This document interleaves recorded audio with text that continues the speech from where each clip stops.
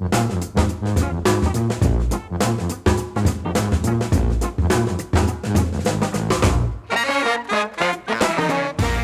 everyone, to What's Working. I'm Cam Marston. Thank you so much for joining us on today's episode.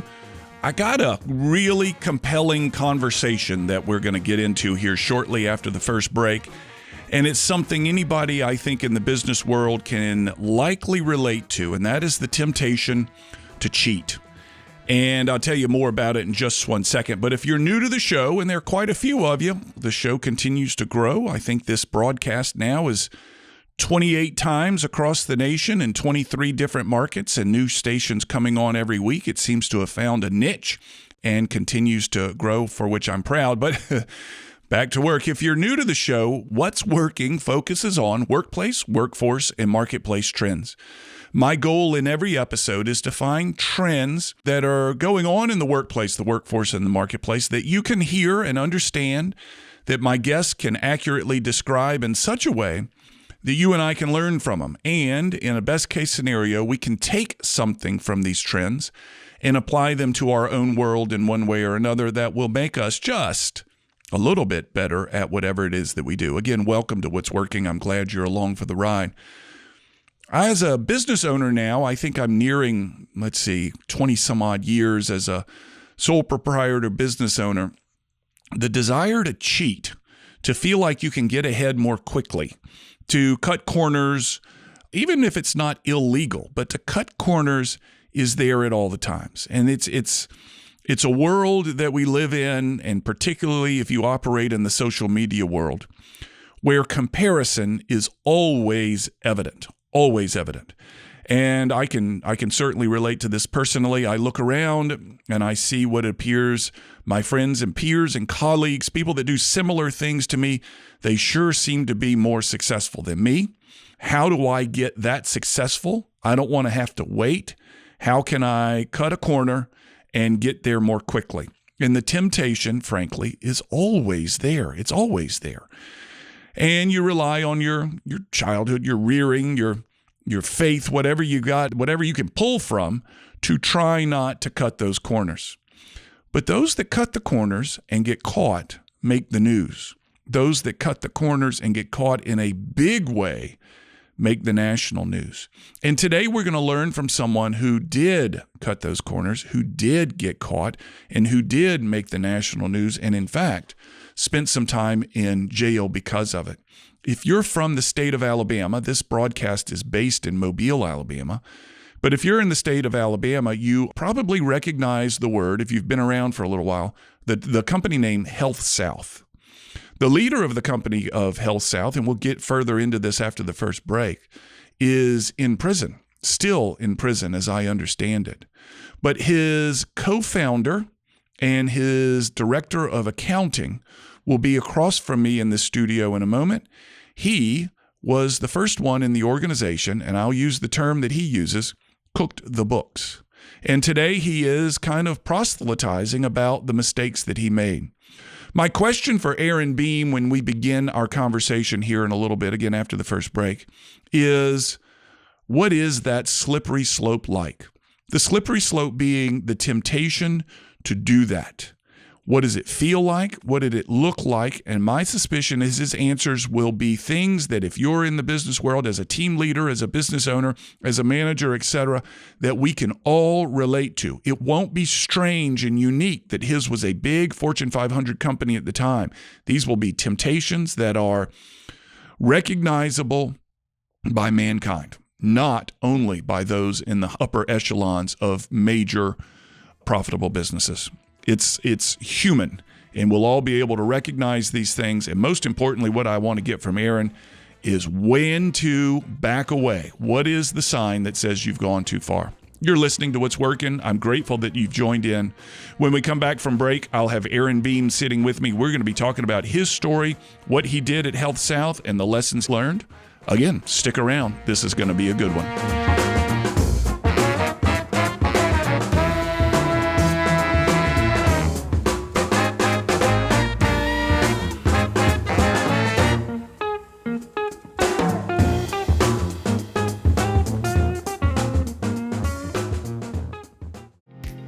This is Seth Cherniak, Vice President of Branch Development for the Jeffrey Matthews Financial Group.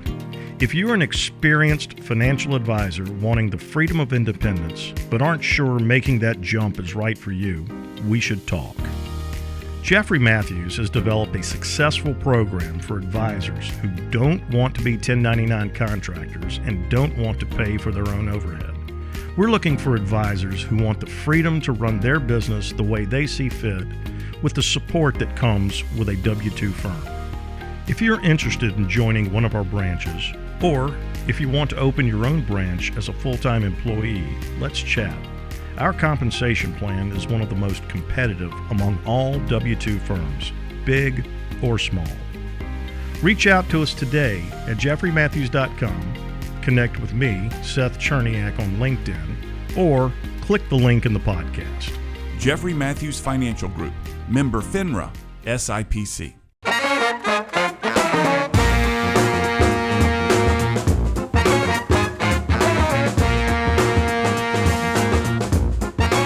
We're back. You're listening to What's Working. I'm Cam Marston in the studio today. Sitting across from me is Mr. Aaron Beam. He was the co-founder of Healthsouth and the company's first chief financial officer.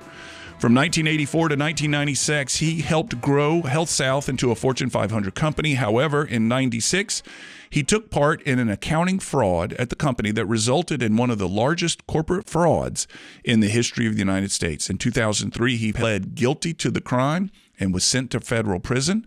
There's more to his bio. I'll pick it up as we go along. First and foremost, Mr. Beam, Aaron, thank you so much for your time, and welcome to What's Working. Well, thanks for having me.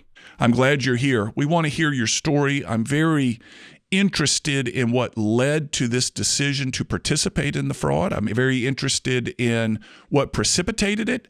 Why don't you begin with the story, the basics of the story, if you would?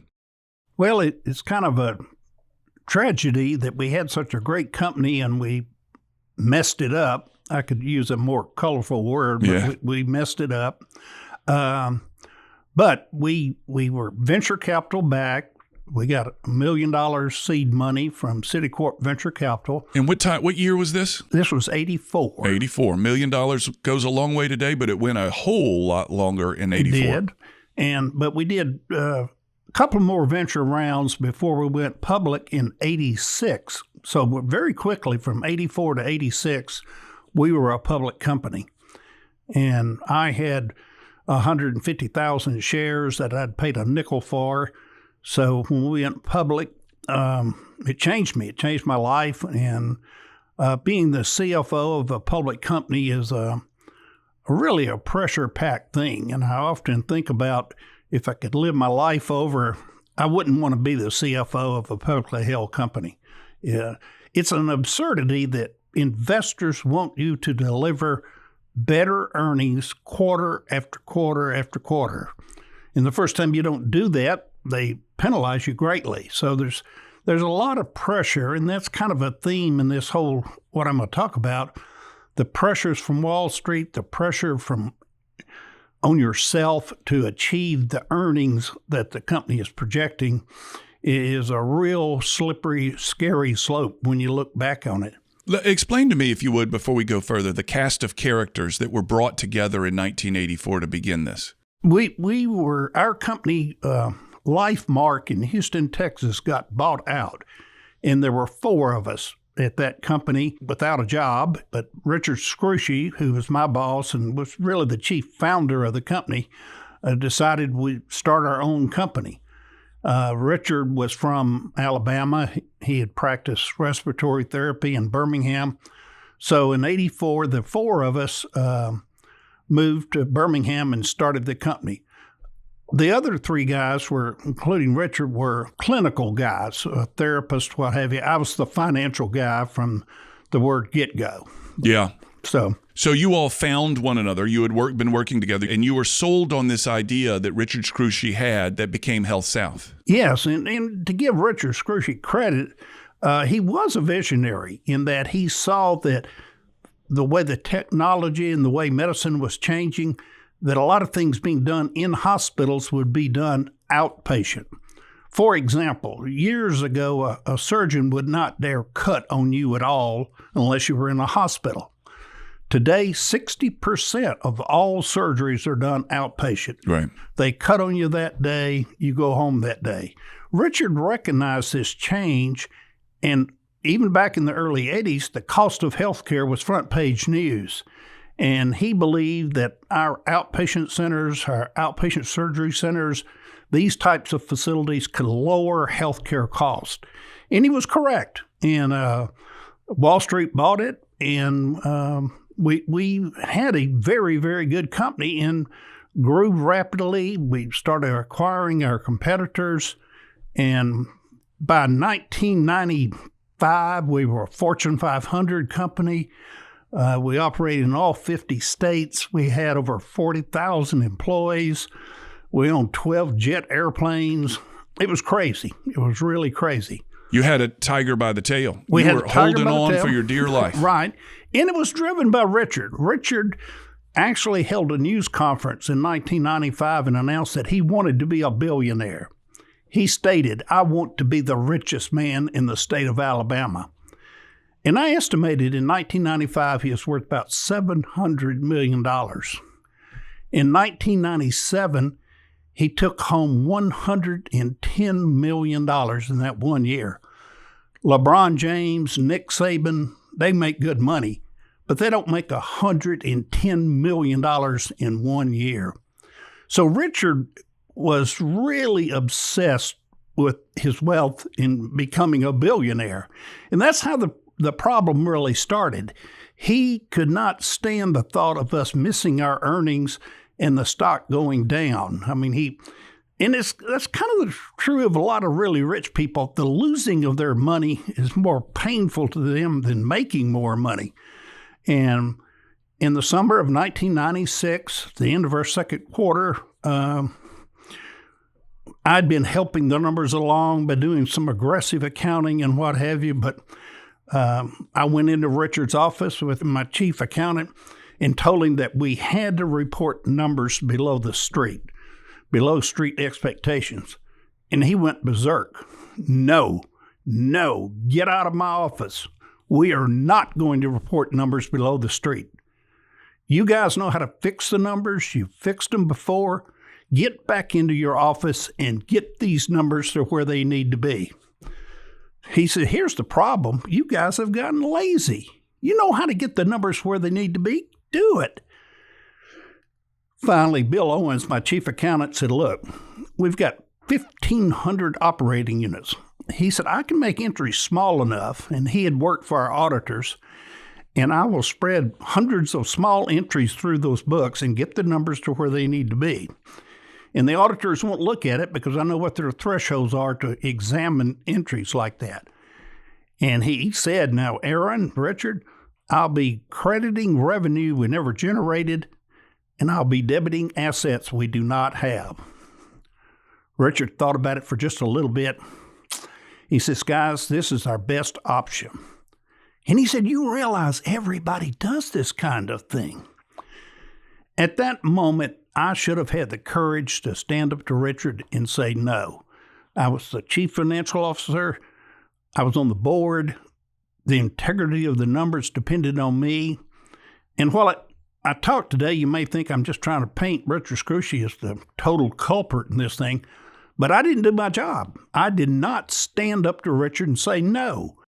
I agreed to cook the books that night, and we did. And so the fraud began in the second quarter of 1996. Was there something you saw prior to the second quarter of 1996 that made you think, I might be asked to do something in the future that is against my ethical code? Was there anything that tipped off that this could be coming? Oh, yeah. Richard did lots of things that went against my ethical code.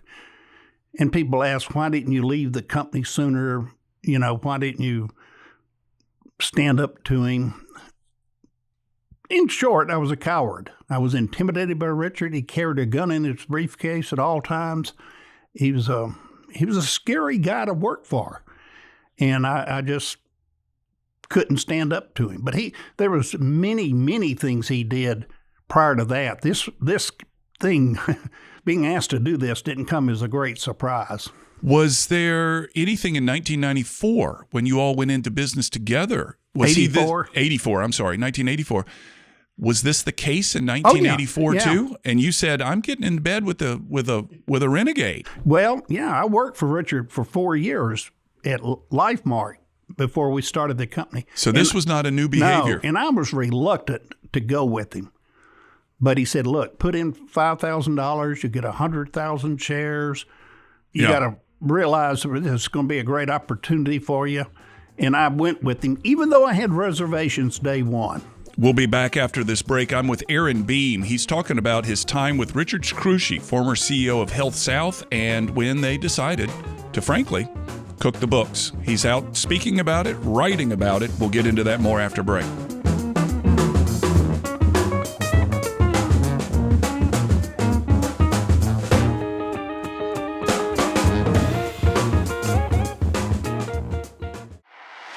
This is Bill Eastet. I perfected my baking recipe behind my live music stage at my little restaurant in Fairhope, Alabama. We have custom-made smokers and small batch bacon made just for you. So if you're looking for the best bacon in America that has been cured, smoked, and even serenaded by songwriters, you definitely need to try Billy's Small Batch Bacon. www.billysbacon.com.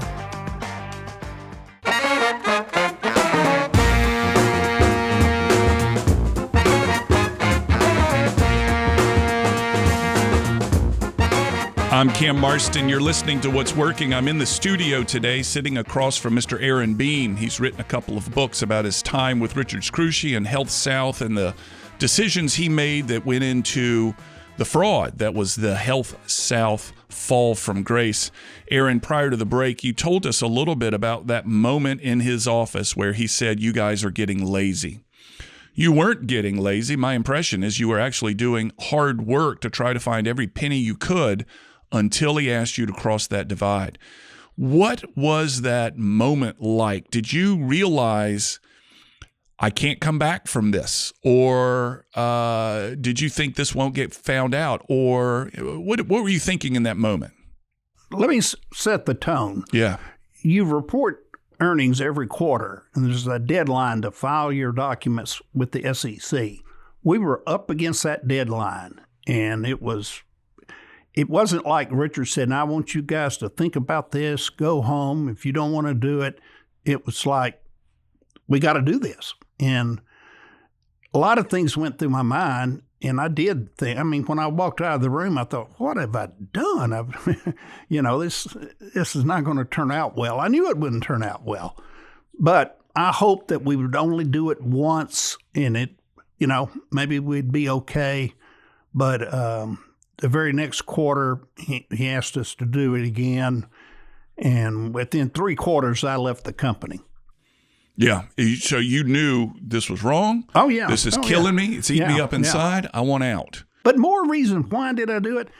Again, the pressures of Wall Street. I felt, forget Richard, I felt a lot of obligation to deliver good numbers. I knew that investors had invested in our stock based on what we said we were going to make. And, that pressure is there.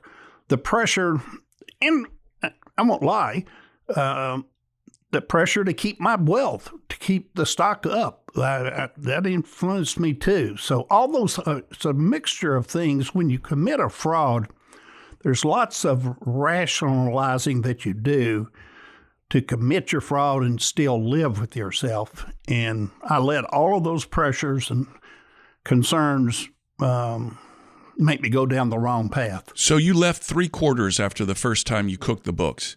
Was there any threats to you as you left to say, "Hey, this is between you and me. Let's keep this quiet"? No. I knew that I should keep it quiet.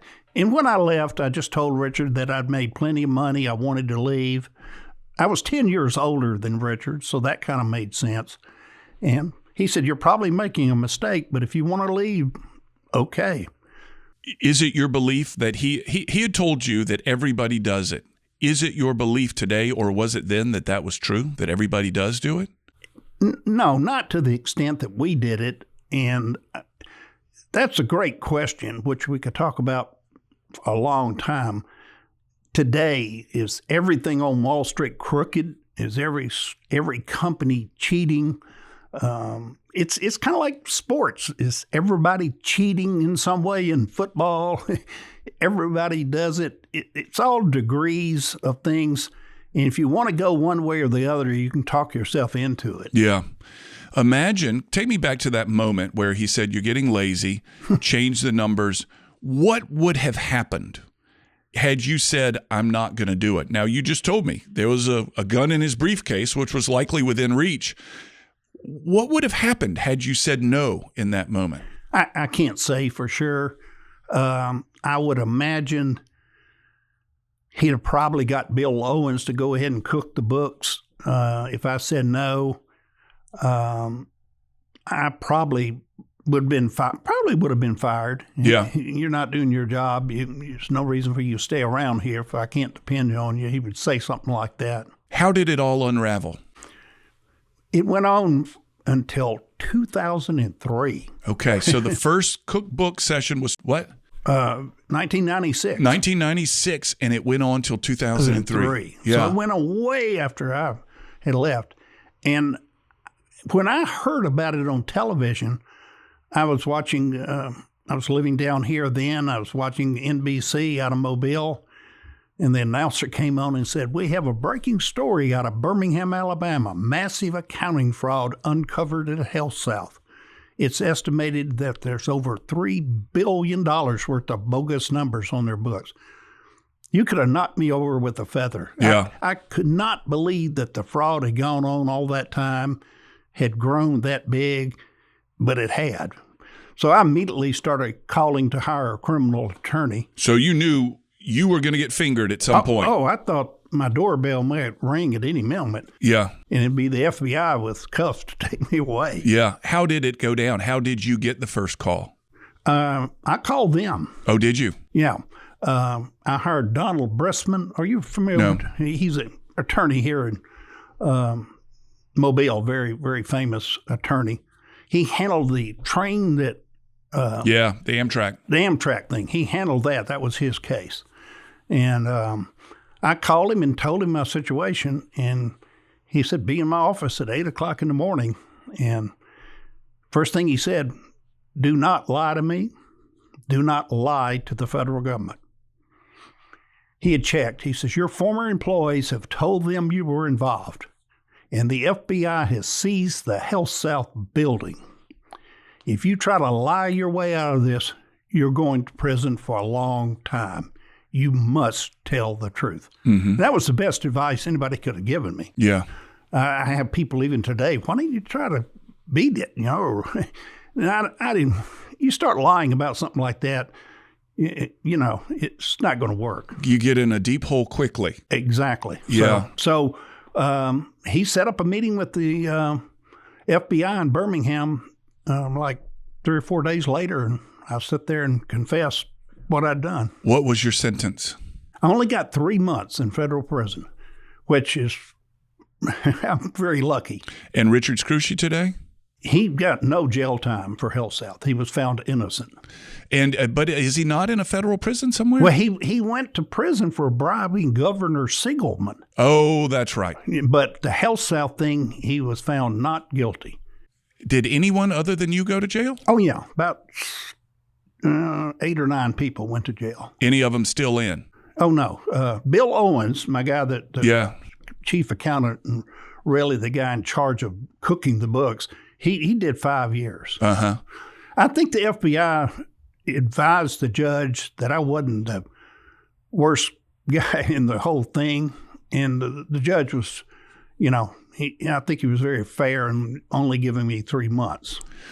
What is your attitude today? You've served some time.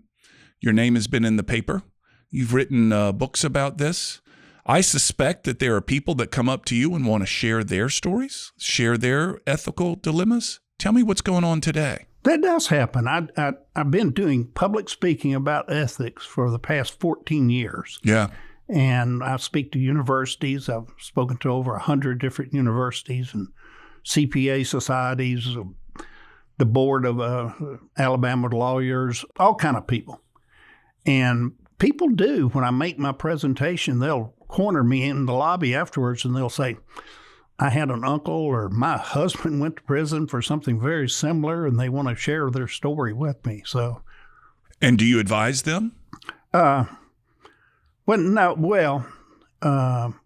tell them you just have to live through it. You can't. If your husband committed fraud and he went to prison, that was the right thing for me. I was guilty. Yeah. And you don't have any shame about it. You're not trying to hide it? No. And I think I've been a successful speaker because I emphasize that in my speeches that I was wrong. It wasn't all squishy. I didn't do my job. You're listening to What's Working. I'm Cam Marston in the studio sitting with Aaron Beam. He was the first CFO of Healthsouth. He admits to cooking the books, his term, not mine.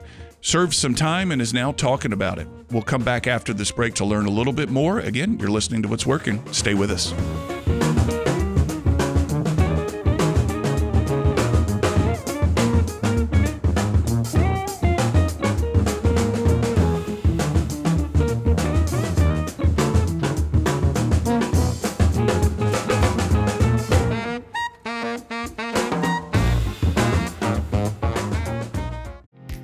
This is Seth Cherniak, Vice President of Branch Development for the Jeffrey Matthews Financial Group. If you're an experienced financial advisor wanting the freedom of independence, but aren't sure making that jump is right for you, we should talk. Jeffrey Matthews has developed a successful program for advisors who don't want to be 1099 contractors and don't want to pay for their own overhead. We're looking for advisors who want the freedom to run their business the way they see fit, with the support that comes with a W-2 firm. If you're interested in joining one of our branches, or if you want to open your own branch as a full-time employee, let's chat. Our compensation plan is one of the most competitive among all W-2 firms, big or small. Reach out to us today at jeffreymatthews.com, connect with me, Seth Cherniak, on LinkedIn, or click the link in the podcast.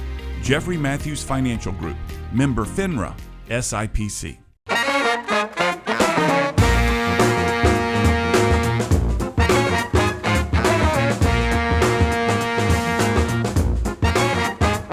We're back. You're listening to What's Working. I'm Cam Marston in the studio. With me is Aaron Beam. As I've said a number of times, he was the first CFO with Healthsouth.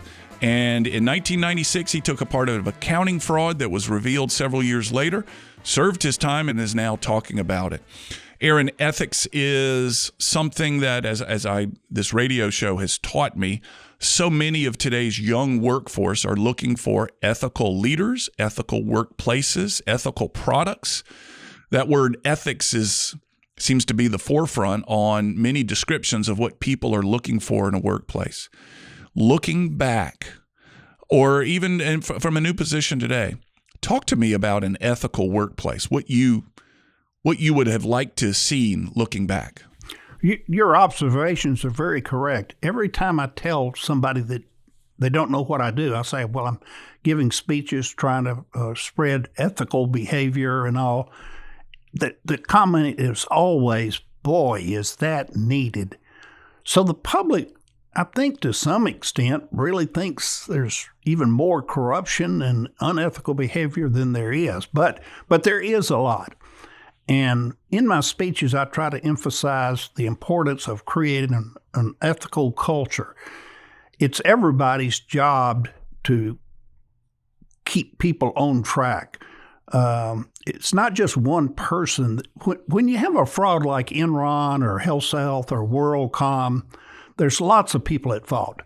The CEO's at fault, the outside auditors are at fault, rank and file employees are at fault. So it's a matter of everybody understanding how important ethics is. Enron was the fifth or sixth largest company in the United States, and it just crumbled to the ground when their fraud was exposed. Billions of dollars were lost. Everybody lost their jobs. So the danger of having an unethical culture and allowing massive fraud to happen it's like cancer or something. It's terrible. So that's what I emphasize in my speeches. Well, let's define that. And I'm very curious of what your definition of ethics may be, because I think anybody can come up with a personal definition of ethics. Define it for me. What is a company, a workforce, a workplace ethical code? Doing the right thing all the time. Always emphasizing that honesty and integrity are more important than the bottom line. So that's in short, it's doing the correct thing. Now, how do you know what is the correct thing? Generally speaking, people know what's right and what's wrong. That's not what you have to emphasize. It's not like they get blindsided into not understanding that something's wrong. People know right from wrong, but it's doing it that's hard to do. That's the key. You've got to work at it. Ethics is a learned behavior. Being ethical is learned. You can learn to be unethical and cheat like heck and maybe get away with it. But you also have to practice ethical behavior every day to build ethical strength. It's like a tennis player hitting a ball hundreds of thousands of times till he gets to the point that he can do it without even thinking about it. That's the way you need to think about ethics, is that you need to be ethical every day in everything that you do. Is it your experience that one mistake, one slippery slope, one accident creates another and creates another? Does it get easier to be unethical with more time? You know, I kind of disagree with that. This is just my personal perspective. It did not get easier for me to keep committing the fraud. Once I did it, my life crumbled on me. I didn't say, "Oh, this is easy. I'll just keep doing it." I think that's overrated. That the more you do it, the easier it gets. What's difficult is to get out of the trap. It's the old story of once you tell a lie, you've got to tell a lie to cover up the previous lie, right, and you just dig yourself deeper and deeper and deeper. It doesn't get easier. It gets harder. Yeah. And at some point, you just threw your hands up and said, you didn't say, I've committed major ethical breaches. You just said, I want out. Right. I want to leave this behind me. Forget this chapter of my life. Right. Yeah. So when you're out there talking about this and people kind of want to share their stories too, are they looking for advice from you? Or are they looking for, has anyone ever said, Aaron, I've done some bad things and I'm still in this hole. How do I get out of this? Or are they just sharing lessons learned? Are they looking for consulting from you on mistakes made? It depends on the audience. And my favorite audience is the college student. Yeah. Particularly when I'm talking to people that are about to get their CPA, they're getting their master's in accounting, and they're going to be out in the real world. My message to them usually is very well taken. They're glad to hear it and all. Now, if I'm speaking to a 55-year-old accountant, it doesn't mean that much to him. He's either hasn't been unethical or he's not thinking about it, and I'm probably not going to prevent him from going down the wrong path. But a 21-year-old recent CPA is just going to enter into a very strange world where he can get caught up in unethical behavior. Are there positions within companies? You mentioned CPA. You mentioned the accounting divisions of the company, which is what you were a part of in Healthsouth. Are there positions within each company that are more vulnerable to unethical decisions? For example, sales versus accounting versus marketing versus the board of trustees or board of directors, rather, something like that. I guess because of my background, I think the financial end is because you actually control the numbers. One of the things you talk about in fraud is the opportunity to commit it. Well, the opportunity for an accountant to do something is very great, but salesmen can take bribes. There's all kinds of it's throughout the company that you can be forced to do unethical things. But I think the accounting people have the biggest challenge. What does a accounting leader, a sales leader, what does a leader in an organization need to do? Because remember, my listeners are influencers in their workplace. What does my listener need to do? How do they need to behave, to be seen behaving in order to prevent, or in order, let's say on the positive side, in order to maintain an ethical organization? They need to stress to their employees that ethics is very important. Making the bottom line and making a good product and doing all that is important, but ethics is important, and the leader should stress that, so it becomes a fabric of the company that we're not going to be cheaters. We're going to do it the right way. So that's the key thing. Set a good example, and don't be afraid to talk about ethics and ethical behavior. Is it like the husband and wife who were married for 50 years, and the husband turns to the wife and said, "I told you I loved you the day of our wedding. There's no reason to repeat that"? Or is this something that the ethical leader needs to say regularly? You need to say it regularly. Yeah. People can stay on track with ethics or safety or anything. They have to be given frequent reminders to do so. Did you feel morale change at Healthsouth once the ethical code was broken? Sure. And I talked to people after I left. I didn't talk to people during that time the fraud started, when it got so large, but people, morale was really bad by the time the fraud really broke. How can people find you, Aaron? I have a website, aaronbeam.net. I'm also very Googleable. If you forget all of this or you just want to get in contact, you can Google me and learn a lot about me and figure out how to get me. But go to my website, and that's you can buy my book from there. I've written a book about Healthsouth called The Wagon to Disaster. And then I've written an ethics book called Ethics Playbook. So you can book me for a speech or buy my books via my website. Thank you, Aaron. We appreciate it. It's a wonderful story, and I'm proud for you that you're out there telling it. Folks, we'll come back after this break with takeaways and what to expect in the upcoming shows. You're listening to What's Working. I'm Cam Marston. Be right back.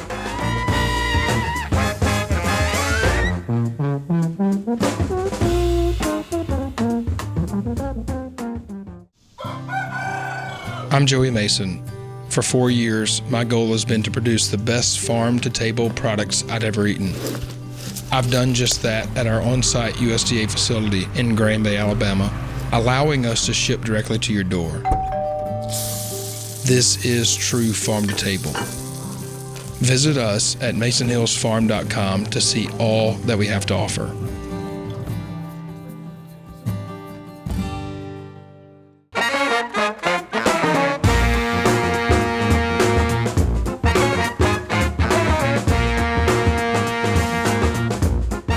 You know, it takes a lot of guts to admit that you were wrong. It takes a lot of guts to admit that you were fairly easily led into making a bad decision by a strong personality. You were essentially bullied into a decision. You're a grown man with your own capabilities, your own code, your own functions, and you were bullied into making a bad decision. It's just the way that Aaron tells the story. And it takes a very brave man to admit that the decisions that you made costs lots of people lots of money. It takes a brave man to admit that you were in federal prison for a while, all of which, to me, from my point of view, gives Aaron Beam a lot of credibility for what he's doing out there today. His mea culpa, his description, his very candid and unvarnished advice of this is what I did and this is where I made the mistake and these were the consequences of it.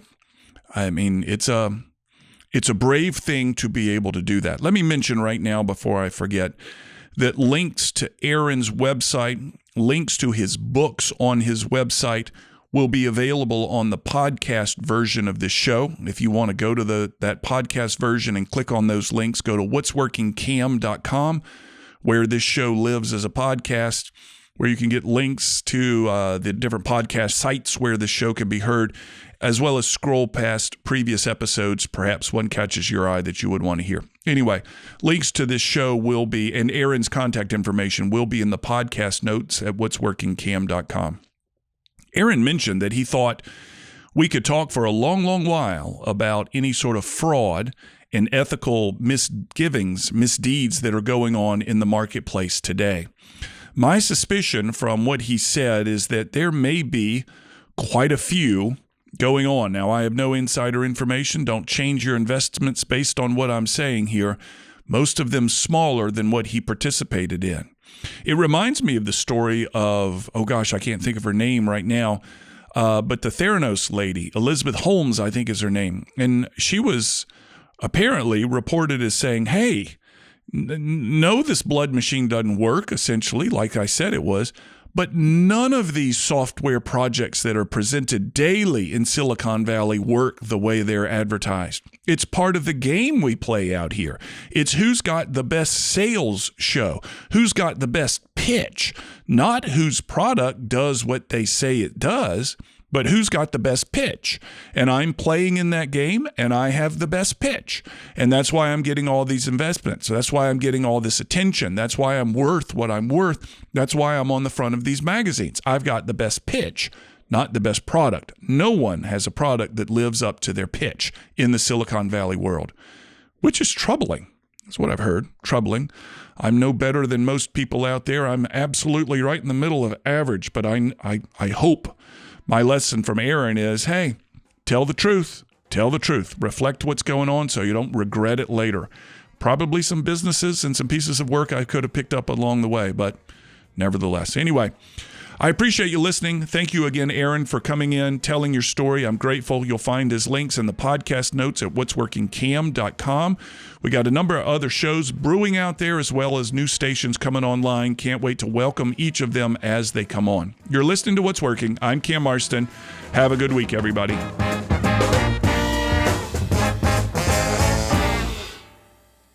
As you likely know, this show originates as a radio show broadcast across the state of Alabama, and it continues to grow in both radio listeners and market. After it's formatted for radio, we then turn it into this podcast.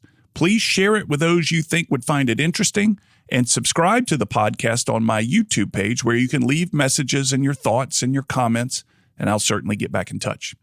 Finally, if you're a fan of the show, please offer a review on Apple Podcasts or Spotify.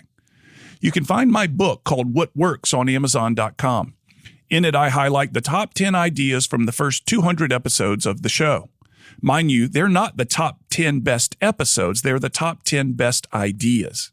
Many times the same ideas are brought up again and again by different guests, and we dig into those ideas in such a way that they'll be easily applicable for your business.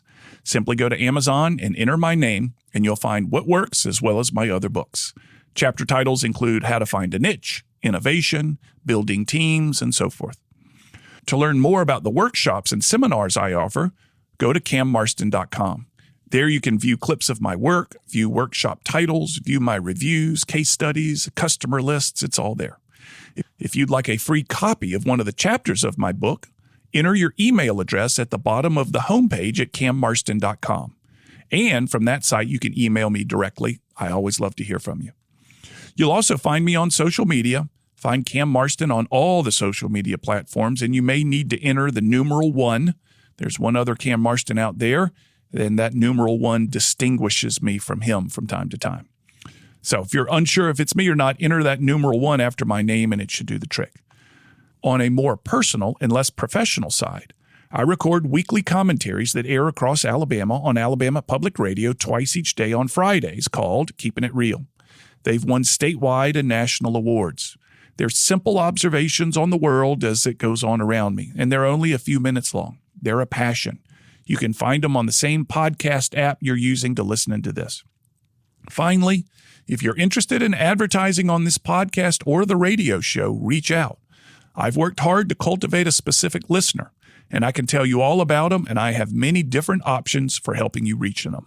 Thanks again for listening. We'll have another episode available soon.